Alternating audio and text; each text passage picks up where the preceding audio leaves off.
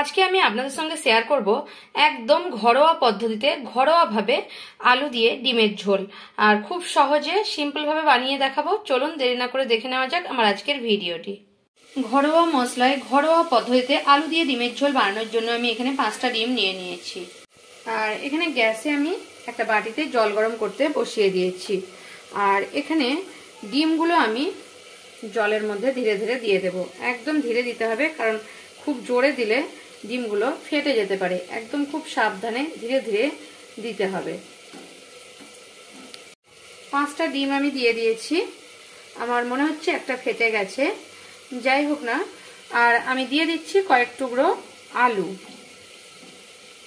এখানে আপনারা জলটা গরম হওয়ার আগেও দিতে পারেন, কোনো অসুবিধা নেই। তারপর বসিয়ে দিতে পারেন, কারণ গরম জলের মধ্যে দিলে হয়তো গরম জলে দিলাম বলে ফেটে গেল এই ডিমটা, কিংবা আগের থেকে আমার ফাটা আছে, সেটা আমি বলতে পারবো না। যাই হোক, গরম করতে দিয়েছিলাম, তারপরে ডিম আলুটা সেদ্ধ করতে বসিয়ে দিলাম। এখানে ঠান্ডা জলেও আপনারা দিয়ে তারপর ডিম আলুটা সেদ্ধ করতে বসিয়ে দিতে পারেন। এবারে হাই ফ্লেমে আমি এগুলোকে ডিম আর আলুটাকে প্রথমে সেদ্ধ করে নেব। এখানে একটা পেঁয়াজ কুচো করে নিয়েছি, নিয়ে নিয়েছি দুটো চেরা লঙ্কা, একটা টমেটো, কয়েক টুকরো 5 থেকে 6 কোয়া রসুন, আর কয়েক টুকরো আদা। এই আদা আর রসুনটাকে আমি পেস্ট করে নেব। এখন ডিম আর আলুগুলো সেদ্ধ হয়ে গেছে, এবারে আমি নামিয়ে নেব। দেখুন ডিমটা কিন্তু পুরোটা ফেটে যায়নি। আমি ভেবেছিলাম ফেটে গেছে, কিন্তু ফেটে যায়নি, জাস্ট একটু হালকা উপর থেকে ফাটটা দেখা যাচ্ছে, ফাটলটা। এবারে আমি নামিয়ে নেব গ্যাসটা বন্ধ করে, আর ডিমগুলোকে ছাড়িয়ে নেব। এখানে ডিম আর আলুটা আমি ছাড়িয়ে নিয়েছি, মানে আলুটা ছাড়ানোই ছিল, ডিমটা ছাড়িয়ে নিয়েছি। এখানে আমি একটা কড়া বসিয়ে নিয়েছি, আর কড়াটাকে লোহার কড়া, সেই জন্য কালো দেখাচ্ছে। লোহার কড়াটাকে আমি এখন গরম করতে দিয়ে দিয়েছি। কড়াটা এখন গরম হয়ে গেছে। এখন আমি সর্ষের তেল দিয়ে দিচ্ছি 1 চামচ পরিমাণে। এখন কড়ার মধ্যে দিয়ে দিচ্ছি সামান্য পরিমাণে একটু হলুদের গুঁড়ো। হলুদের গুঁড়োটা দেওয়ার পর ডিমগুলো আমি দিয়ে দিচ্ছি। দেখুন হলুদটা তেলের উপরে দিলে তেলটা চিপকবে না, আর দেখুন ডিমের একটা খুব সুন্দর কালার এসে যাবে ভাজার পরে। আপনারা দেখতেই পাচ্ছেন কতটা সুন্দর কালারটা এসে যাচ্ছে। এখন ডিমগুলো আমার ভাজা হয়ে গেছে, এখন আমি তুলে নেব ডিমগুলোকে। এখন যে তেলটা ছিল, সেই তেলটার উপরে আমি যে আলুগুলো আছে সেই আলুগুলো ভেজে নেব। এভাবে আমি এখন আলুগুলোকেও মিডিয়াম টু হাই ফ্লেমে রেখে ভেজে নেব।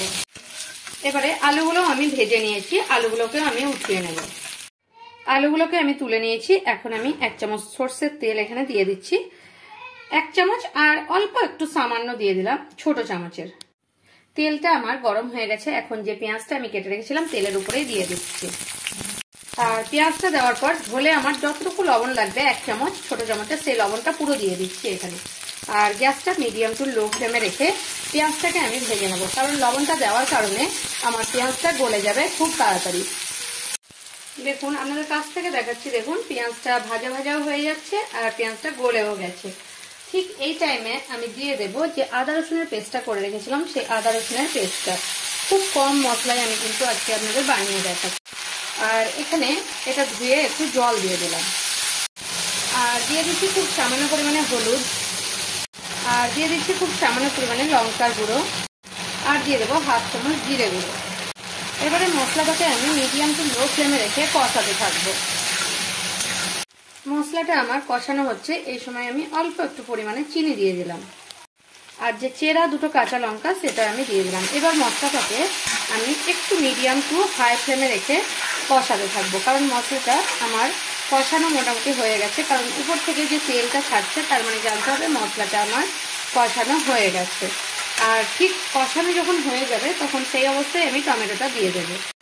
এখন আমি টমেটোটা দিয়ে দিচ্ছি। টমেটোটা দিয়ে আমি একদম মিডিয়াম টু লো ফ্লেমে রেখে দেবো গ্যাসের ফ্লেমটা, আর এটা এইভাবেই কষাতে থাকবে যতক্ষণ না টমেটোটা গলে যায়। এবারে দেখুন আমার টমেটোটা পুরো গলে গেছে। এই টাইমে আমি, আর তেলটাও পুরো সাইড থেকে ছেড়ে আসছে দেখুন মশলা থেকে, এই টাইমে আমি একটা জিনিস দেবো যার জন্য ডিমের ঝোলের কালারটা খুব সুন্দর হবে। এখানে হাফেরও কম, মানে একটা চামচ, ছোট চামচ হাফেরও কম কাশ্মীরি রেড চিলি পাউডার আমি দিয়ে দিলাম। এর জন্য কালারটা খুব সুন্দর একটা লালচে ভাব আসবে, কিন্তু এটা না দিলেও কালারটা খুব সুন্দর আসবে, এটা দিলে আরও ভালো কালার আসবে। এবার এটা দিয়ে আরও 2-1 মিনিট আমি মশলাটাকে কষিয়ে নেব। দেখুন আমার মশলাটা কালারটা কতটা সুন্দর এসেছে। এবারে আমি ডিম আর আলুটা এর মধ্যে দিয়ে দেবো।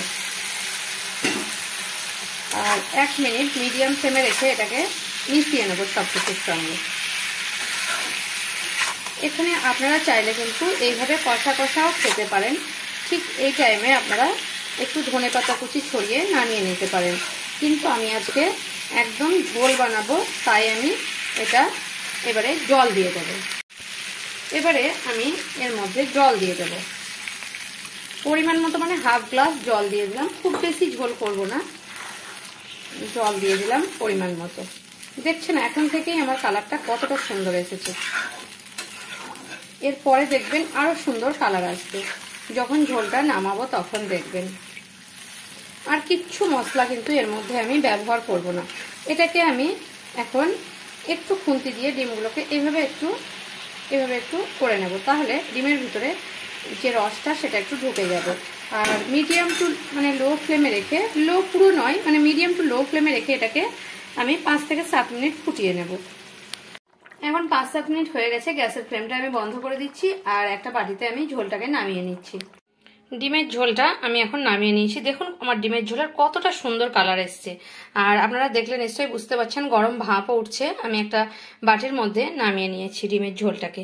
আমার ভিডিও যদি আপনাদের ভালো লেগে থাকে তাহলে একটা লাইক করতে ভুলবেন না, অবশ্যই সাবস্ক্রাইবটা করে নেবেন, আর যদি ভালো লেগে থাকে তাহলে প্রচুর শেয়ার করবেন।